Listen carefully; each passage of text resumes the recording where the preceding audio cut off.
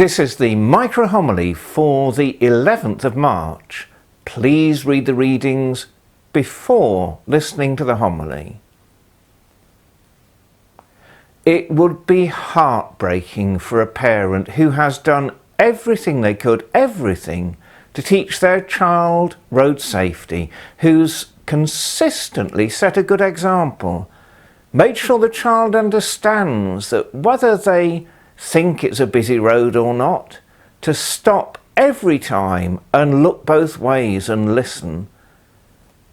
And then for that child to ignore everything they've been taught and run out without looking in front of a car. Would the parent be angry? Perhaps, but most importantly, they'd be heartbroken.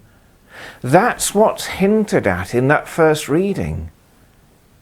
That God has done everything for God's people, given them a law to live by, so that they may have peaceful and harmonious and prosperous lives, has sent them prophets to call them back when they've started to stray. But Jeremiah has to admit, well, it hasn't worked. The people have turned their back on God's plan for God's people. That heartbreak is there in the response to the psalm. The psalmist invites people to come along to worship, but then, harden not your hearts. Oh, that today you would listen to his voice, speaking to people who haven't been listening.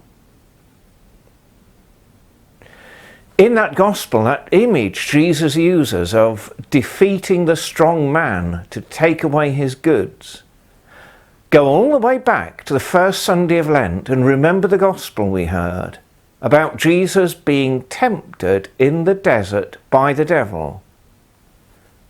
And Jesus saw every temptation through to the very end without once yielding. In that victory, he defeated the devil so he might rob from him the souls the devil was holding captive in darkness. The victory of Christ is to bring into a new creation those who have wandered. Of course, none of us are compelled. We are invited to grasp Jesus' offer of forgiveness and reconciliation. Oh, that today we would listen to his voice